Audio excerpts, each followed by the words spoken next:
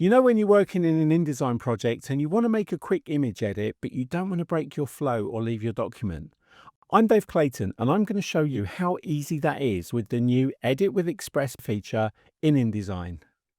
So we've got this music fly here and two images I want to include. One needs the background removed and converted to black and white, and the other will add a simple duotone effect. Let's start with the first image. Select it, then from the contextual taskbar or from the Edit menu, click Edit with Express. This opens the Express panel. This feature is in beta while I'm recording the tutorial, but it will be available in the latest version by the time you watch this.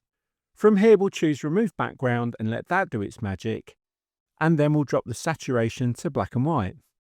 Click Apply and then either click Replace Original, and this edits the original file, or you can also save as a new image to make a new copy and place that instead. We'll replace the original for speed. Now for the second image. Select that and choose Edit with Express again. This time click on Effects and we'll add a blue-purple duotone to the image.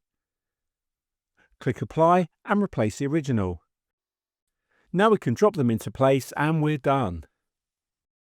And that's it, 2 quick edits done right inside InDesign without ever having to leave the document, thanks to Edit with Express in Adobe InDesign.